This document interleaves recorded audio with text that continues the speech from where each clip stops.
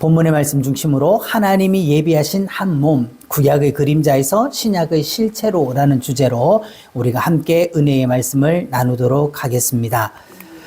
히브리서는 지금으로부터 약 2000년 전 유대교에서 예수 그리스도를 믿는 믿음으로 돌아선 유대인 그리스도인들을 대상으로 쓰여진 편지입니다.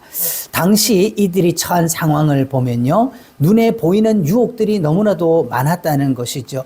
예루살렘에는 웅장한 성전이 있고 거기에는 화려한 옷을 입은 제사장과 그 제사들이 화려한 제사장과 그 제사 의식들이 계속적으로 행하여져 있었고, 날마다 드려지는 수천 마리의 짐승의 피로 아주 화려한 그런 성전의 모습들이 있었어요. 그런데 로마에 있는 이 성도들, 유대인 그리스도인들의 현실들은 어떠했습니까? 눈에 보이지 않는 성전, 그들이 지금 핍박을 피하여서 땅굴을 파고 숨어 있어야 되고, 바위굴을 숨어 피해 있어야 되고, 언제 죽을지, 언제 위험이 닥칠지 알 수 없는 그런 두려움 속에 있었죠. 그 세상의 핍박뿐만 아니라 소외를 당하고, 근데 오늘날도 보면은 많은 곳에서 이와 같은 일들이 있죠. 그리고 극심한 경제적인 궁핍, 일거리를 찾을 수가 없고 아무도 반겨주지 않고 가는 곳마다 핍박당하고, 그러니까 그들은 엄청나게 경제적으로 궁핍한 삶을 살고 있었어요. 그래서 그들 가운데 생각나는 것이 무엇입니까? 그들의 마음이 흔들리는 거죠. 야, 우리가 예수님 믿어봐야 별 대단한 것도 없네. 우리가 예수 믿는다고 하면서 이 고생을 하고 이 어려움을 당할 바에야 차라리 우리가 저 유대교로 다시 돌아가는 게 낫지 않겠냐. 그래서 수많은 거짓 선생들과 또 유대교주의자들이 교회 안으로 들어와 가지고, 야, 너희가 예수 믿는 거 좋다. 그런데 할례도 받아야 된다. 율법도 지켜야 된다. 이러면서 다시 유대교로 돌아가야 될 것들에 대해서 종용을 하는 것이죠. 그것에 대해서 히브리서 기자는 오늘 이렇게 선언을 하는 거예요. 수십만 마리의 짐승의 피는 그림자에 불과한 거다. 그 성전의 화려한 건물, 그 제사장의 입은 의복, 그리고 그들이 드려지는 수만 마리의 짐승의 피라고 하는 것은 그림자다, 모형이다. 그래서 오직 우리를 위하여 단 하나의 실체가 이미 우리 가운데 오신 거다. 우리는 완성된 걸 보는 것이다. 그것이 바로 오늘 본문의 말씀이죠. 그래서 하나님이 제사와 예물은 어떻게 한다? 원하지 아니하시고 오직 나를 위하여 뭐를 예비했다는 겁니까? 한 몸을 예비했다. 오늘 이 말씀의 가장 핵심적인 것이 한 몸과 예비하셨다라고 하는 거예요. 자, 보면 지금 현재 우리의 처한 상황은 희망이 보이지 않고 답답하고 사방이 애워쌈을 당하고, 그런데 오히려 세상은 나날이 좋아진다 그러고, 그 다음에 육신의 정욕을 따라 살고, 그런데 그것을 쫓아가고 싶은 우리의 마음들 가운데 하나님은 뭐예요? 그런 걸 원하지 않는다. 예식이나 예물이나 어떤 그런 재물을 원하는 것이 아니라 우리를 위하여 한 몸을 예비하셨다는 것이죠. 그러면 이 성경에서 예비하셨다라고 하는 단어가 처음 등장하는 곳이 어디입니까? 바로 창세기 22장의 모리아 산의 이야기입니다. 이 모리아, 하나님께서 창세기 22장 2절에 이렇게 말씀하셨죠. 여호와께서 이르시되 네 아들 네 사랑하는 독자 이삭을 데리고 어디로 가라? 모리아 땅으로 가서 내가 네게 일러준 한 산 거기서 그를 번제로 드려라 라고 말씀을 하셨습니다. 자, 이것이 얼마나 엄청난 요구입니까? 근데 아브라함은 아침에 일찍 일어나 나귀의 안장을 치우고 그 다음에 번제해드릴 장작과 횃불을 준비해가지고 모리아산으로 올라갑니다. 그리고 그 모리아산에 당도했을 때에 산 허리에다가 종들은 놓아두고, 이제 우리가 저기 올라가서 하나님께 제사를 드리고 우리가 같이 내려오겠다라고 이야기하면서 이제는 그 장작들을 이삭의 등에다가 지우고 함께 올라가죠. 그때 이삭이 이렇게 묻는 거예요. 자, 우리가 번제할 장작도 있고 불도 있는데 뭐가 없는 거예요?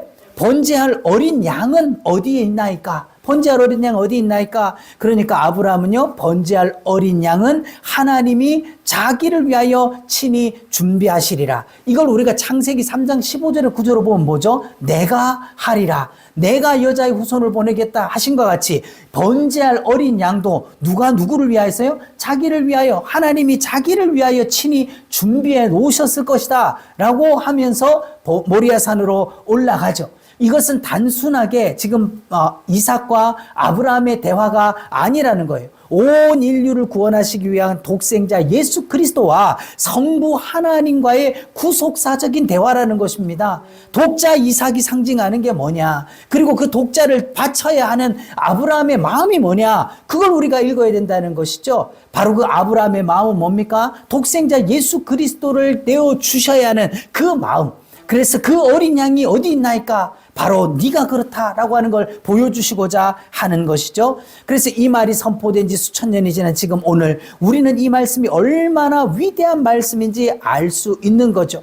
아브라함 이삭을 결박하여 가지고 번제단 위에 놓고 칼로 내려치려고 할 때 아브라함아 그 아이에게 손대지 마라. 네가 이제 나를 경외하는 줄 알겠다. 그러면서 아브라함이 돌아보니까 어떻게 되는 거예요? 22장 13절에 아브라함이 눈을 들어 살펴본 즉 한 순양이 뒤에 있는데 뿔이 수풀에 걸려 있는지라 아브라함이 가서 그 순양을 가져다가 아들을 대신하여 번제로 드렸더라. 여기서 아들을 대신하여라는 거죠. 이게 뭡니까? 대속인 거예요. 이삭이 죽어야 되는 거예요. 이삭이 죽어야 되는데 그것을 대신하여서 이 순양이 죽어서 번제가 드려짐으로써 누가 살게 됐다는 겁니까? 이삭이 살게 됐다라는 거예요. 그래서 창세기 22장 14절에는요. 아브라함이 그 땅 이름을 여호와 이레라 하였으므로 오늘날까지 사람들이 이르기를 여호와의 산에서 준비되리라 하는 거예요. 이 여호와 이레라는 뜻이 여호와의 산에서 준비되리라 라고 하는 이 말씀인데 한마디로 말해서 무엇을 위한 준비라는 겁니까?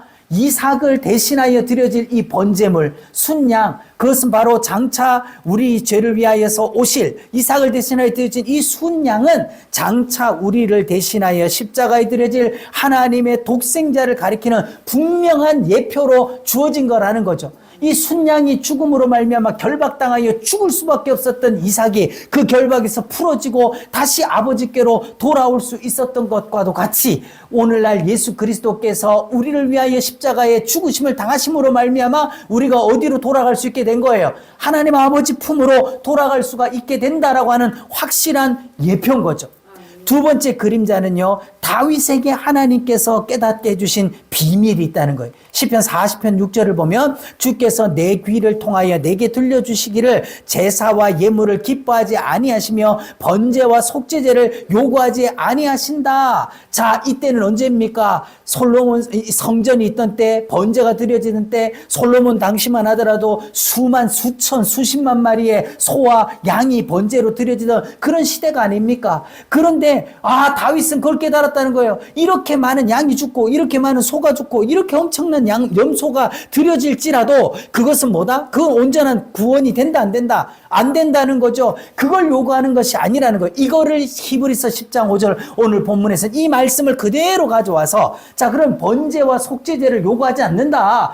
제사와 예물을 요구하지 않는다. 그럼 뭘 원하는 것이냐? 나를 위하여 한 몸을 예비하셨다라고 말씀을 해주고 있는 것이죠.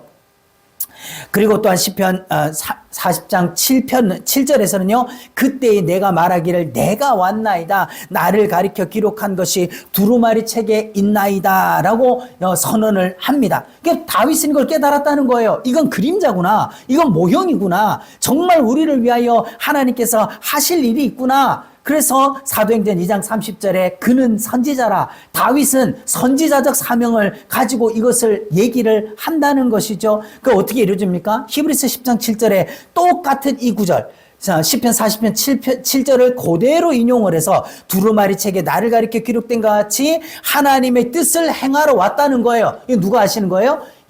예수님께서 하나님의 뜻을 행하러 왔다. 이게 어디에서 성취가 됩니까?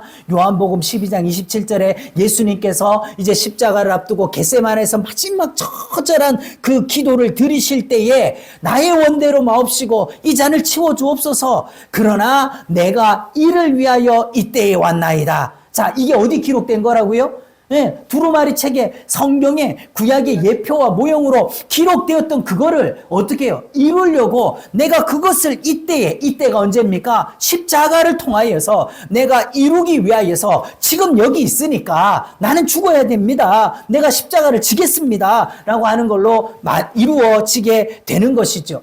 구약시대 당시에 이런 제사와 예물을 원치 아니하고 번제와 속죄제를 요구하지 않는다? 다윗이 어떻게 그렇게 얘기할 수 있어요? 이건 혁명적인 얘기라는 거예요. 그런데 다윗은 이미 뭘 보고 있는 거죠? 우리 죄를 위하여 죽으실 하나님께서 예비하신 한 몸, 하나님의 어린 양 예수 그리스도를 미리 바라보고 우리에게 예언을 해주고 있다라고 하는 것이에요. 그렇다면 왜 짐승의 피로는 속죄가 되지 않는 것인가? 그렇게 엄청나게 많은 제물을 드리고 절기를 지키고 수많은 속죄제를 드리는데 어째서 짐승의 피로는 안 되는가? 이것을 히브리서 10장 1절에서는 이렇게 말하고 있어요. 율법은 장차 올 좋은 일의 그림자요 참 형상이 아니므로 해마다 드리는 같은 제사로는 나아오는 자들을 언제나 온전하게 할 수 없느니라 라고 말씀합니다. 그 결론적인 뭐예요? 이는 황소와 염소의 피가 능히 죄를 속하지 못하기 때문이다라고 10장 4절에서도 말씀을 하고 있죠. 우리 생각해 보면요, 죄는 사람이 지었어요. 그런데 그 죄값을 양이 죽고 소가 죽는다고 그것이 해결될 수가 있느냐는 것입니다. 솔로몬처럼 2만 마리의 소와 12만 마리의 양을 드려도 죄인을 구원할 수 있는 자원, 근본적으로 죄를 속죄해서 하나님 앞에 의롭다함을 입을 그 방법이 안 된다는 것이죠. 그 증거가 뭡니까? 1500년 동안 성소의 휘장이 찢어지지 않고 그대로 서 있다는 거예요. 그대로 가로막혀 있다. 아니, 그 정도 우리가 오늘날 쉽게 얘기해서 우리가 충성하고 봉사하고 열심히 헌금 드리고 선교하고 전도하고 우리의 행위를 그만큼 드려서 구원이 된다라고 한다면 솔로몬만큼 하나님을 기쁘시게 많이 드린 사람이 어디 있겠어요? 그렇지 않습니까? 소 2만 마리, 12만 마리의 양을 잡아서 1천 번제를 하나님 앞에 드렸을 때 그 정도면 되지 않아요? 그 정도면 한 반절이라도 좀 쪼개지고 해야 되지 않겠습니까? 안 된다는 거예요. 절대로 그런 행위로 구원을 얻을 수가 없다는 것이죠. 그러면 문제가 뭡니까? 이렇게 하나님이 제사도 하나님이 정하셨고 제물도 하나님이 정하셨고 그것에 따라서 열심히 제사를 드리고 제물을 드렸어도 찢어지지 않는 이거. 그러면 하나님은 결론적으로 뭘 보여주시려고 그렇게 하느냐? 우리를 위하여 한 몸을 예비하셨다. 이거를 단번에 찢어주실 한 몸을 예비하셨다. 그걸 보여주려고 했다는 거예요. 이 예비하셨다라고 하는 단어를 보면 카테르티소라고 하는 이 단어인데 이 카테르티소라고 하는 것은 단순하게 뭐 내가 좀 준비했다 이런 얘기가 아니라 완벽하게 설계하여서 준비된 것, 그것을 얘기한다는 거예요. 그러니까 이건 우연찮게 그냥 있었네, 여기 있네, 그게 아니라는 거예요. 하나님께서 창세 이전부터 성부 하나님과 성자 예수 그리스도와 그 성령 하나님께서 이미 죄인을 위하여 한 몸을 예비하실 것을 결의하시고 예수 그리스도를 이 땅 가운데 보내사 그 예수 그리스도로 말미암아 모든 인간의 죄를 사하시고 구원하실 것을 어떻게 해요? 그냥 죄가 들어오니까 하나님이 다급하게 얼렁뚱땅 야 죄가 들어왔네 빨리 이거 해결해야 되겠다 임기응변식으로 우리의 구원을 만든 것이 아니라 카테르티소, 한마디로 완벽하게 설계하여서 준비했다는 거. 언제부터 이렇게 했다는 거예요? 죄가 들어오고 나서요? 아니요. 죄가 있기 전부터, 창세 전부터 우리를 위하여 예비를 하셨다라고 하는 이것이 얼마나 놀라운 것입니까? 이것을 우리가 파라티테미 두 가지를 같이 동시에 놓고 비교를 해보면 구약의 예비하심과 신약의 예비하심이 어떻게 이루어지는가 보면 구약의 창세기 22장과 신약의 요한복음 19장을 나란히 놓고 우리가 비교를 해보면요. 구약의 창세기 22장에서는 뭐가 대속물이 된 거죠? 이삭을 대신해서 수풀에 뿌리 엉긴 순양이 죽었어요. 그로 말미암아 그런데 신약에서는 그 하나님의 어린 양이 누가 됐다는 거예요? 우리 죄를 대신하는 독생자 예수 그리스도가 바로 그 양이다라는 것이죠. 그러면 이 대속물의 결과가 뭡니까? 순양이 죽음으로 말미암아 누가 살았어요? 이삭이 살게 됐죠. 우리에게는요 그리스도가 죽음으로 우리가 살게 됐다라고 하는 이 엄청난 은혜로 오는 거예요. 그리고 이 대속의 속성을 보면요 장래일에 대한 그림자라는 거예요. 이것은 이삭을 대신해서 순양이 죽어서 이삭이 산 것은 장래에 올 일에 대한 좋은 그림자라는 거예요. 우리가 앞에서 히브리서에서 그 말씀 나왔지 않습니까? 장차 올 일에 대한 좋은 일에 대한 그림자라는 거예요. 그러면 그 실체가 뭐냐는 거죠? 구속사가 성취된 완벽한 실체, 하나님께서는 이것을 준비하셨다라고 하는 것입니다. 뭐로 우리의 구원이 이루어진다는 거예요? 십자가 대속으로 말미암아 이루어진다는 거죠. 그런데 이삭 대신에 드려줄 수 있는 순양이 있었기 때문에 이삭은 번제단에서 내려올 수가 있었어요. 그런데 예수 그리스도를 대신할 다른 제물이 없기 때문에 예수님은 십자가에서 내려오실 수가 없는 거죠.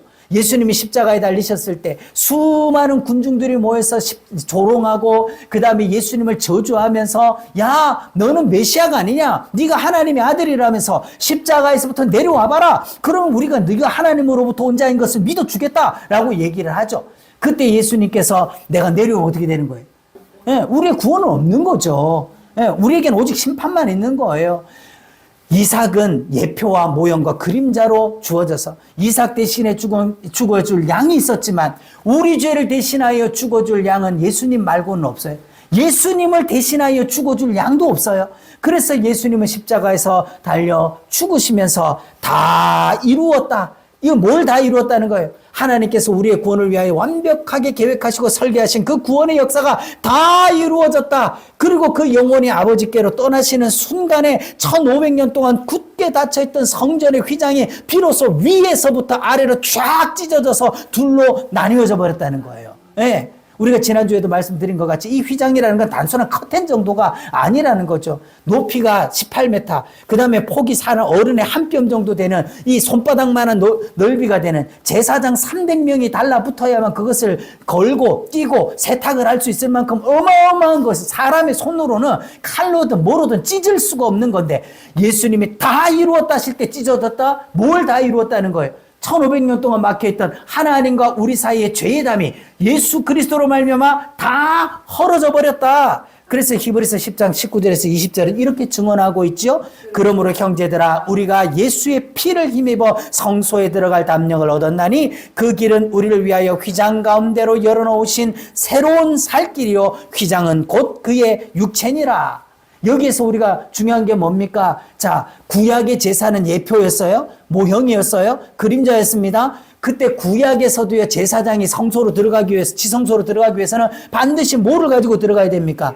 제물에 피가 없으면 들어갈 수가 없는 거예요. 그래서 그때는 양을 잡아서 염소를 잡아서 그 희생 제물의 피를 들고 그래서 회막 앞에서 7번을 뿌리고 그리고 지성소 안으로 들어가서 속죄소 위와 속죄소 앞에다가 또 그 피를 뿌려서 피 없이는 못 들어갔다. 그런데 그 대제사장은 짐승의 피를 가지고 들어갔지만 오늘날 우리는 누구의 피를 힘입어서 간다? 오직 예수의 피를 힘입어서 예수 믿는 것은 받은 증거만토다. 그 예수의 피를 힘입어 성소에 들어가게 됐다는 거예요. 구약에는 짐승의 피를 가지고 들어가도 대제사장은 두렵고 떨리는 마음으로 자기를 위한 속죄제를 먼저 지낸 다음에 두렵고 떨림으로 들어갔지만 우리는 예수의 피를 힘입어 담대함으로 나아가서 들어갈 수 있게 됐다는 거예요. 이 휘장 가운데로 열어놓으신 새로운 살길, 이전에는 없었던 새로운 길이요. 이전에는 다 죽음의 길이었지만 살 길을 열어주신, 그래서 휘장은 곧 그의 육체니라. 예수님이 십자가에서 죽으심으로 자기의 몸을 찢어서 우리에게 이제는 내가 곧 문이다. 내가 길이다. 그래서 나로 말미암아 들어와라. 내게로 오라. 라고 말씀하시는 그 생명길을 열어주셨다는 것이죠. 이 말씀에서 오늘 가장 중요한 게 단번에라고 하는 이 단어, 에파팍스라고 하는 이것이 너무나도 핵심적인 것이죠. 구약의 대제사장은요, 해마다 제사를 드렸어요. 그런데 그 제사장조차도 불완전한 제사장이죠. 왜? 자기를 위한 속죄제를 먼저 드린 다음에서야 백성들을 위한 제사를 위해서 들어갈 수 있어요. 제물 또한 그것도 불완전한 제물을 가지고 반복적으로, 그래서 죄를 지을 때마다 반복적으로 이 제사를 지내야 됐어요. 그런데 오늘날 우리는 어떻습니까? 히브리서 4장 14절에 우리에게 큰 대제사장이 있으니 승천하신 자 곧 하나님의 아들 예수니라. 그래서 우리는 완전한 대제사장이 계시다는 거예요. 우리에게 이러한 대제사장이 계시다는 것이 얼마나 중요한 일인가. 왜 중요하죠, 그것이? 이 대제사장이 우리 가운데 있다는 거, 이제는 우리가 하나님 앞으로 나아갈 길이 있다는 것이죠. 그리고 완전한 속죄물, 자기의 몸을 가지고 완전한 속죄를 이루신 그 속죄물로 가지고 나왔어요. 그리고 단번에, 이제는 반복적인 제사가 아니라 단번에 이루셨다. 이거를 히브리서 10장 14절에서 이렇게 얘기해요. 이는 그리스도께서 한 번 제사를 드리사 거룩하게 된 자들을 영원히 온전케 하시니라. 자, 구약의 제사는 장차 올 좋은 일에 대한 그림자로서 해마다 같은 제사를 반복적으로 드리는 것은 나오는 자들을 온전케 할 수 있다 없다? 할 수 없느니라. 그런데 예수님은 친히 우리의 대제사장이 되셔서 자기 몸으로 완전한 속죄 제물을 삼아 그리고 단번에 십자가에서 드려지심으로 말미암아 뭐가 찢어져 버린 거예요? 휘장이 찢어진 것을 통하여서 우리의 구원을 온전하게 이루셨다. 죄에 대한 속량을 완전하게 이루셨다라고 하는 것이 다 이루었다. 테텔레스타이, 지불이 완료되었다라고 하는 말의 의미가 되는 것이죠. 우리가 이 복음을 받아들인 자에게는 세 가지 축복이 있는데요. 로마서 5장 1절에서 2절에 이렇게 얘기합니다. 그러므로 우리가 믿음으로 의롭다 하심을 받았으니 우리 주 예수 그리스도로 말미암아 하나님과 뭐를 누리자? 화평을 누리자. 또한 그로 말미암아 우리가 믿음으로 서 있는 이 은혜에 들어감을 얻었으며 하나님의 영광을 바라고 즐거워하느니라 라는 거예요. 첫 번째가 뭡니까? 바로 하나님과 화평. 우리가 이 예수 그리스도의 피의 복음으로 말미암아 성소 휘장이 찢어지고 예수의 피를 힘입어 성소로 나아갈 담력을 얻었다는 것. 이제는 뭐가 없다는 거예요. 두려워 떨며 죄값으로 두려워 떨며 숨을 필요가 없다. 하나님과 화평을 누릴 수 있게 됐다. 어떻게 죄인된 우리가 하나님과 화평을 누리냐? 뭐로 말미암아?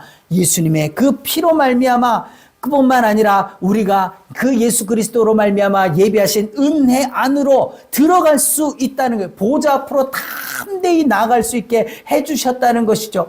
그리고 또한 우리의 인생이 끝나는 그날 새하늘과 새 땅을 바라보며 즐거워함으로 우리가 나아갈 수 있도록 이 은혜를 베풀어 주셨다라고 하는 것입니다. 오늘 말씀을 정리를 해보면요. 한 문장으로 이렇게 말할 수 있는 거예요. 하나님께서 제사와 예물이 아니라 오직 한 몸을 예비하셨다. 누구를 위해서요? 누구를 위해서 이걸 예비했다는 것입니까? 바로 죄인된 우리를 위하여서 한 몸을 예비하셨다는 거죠.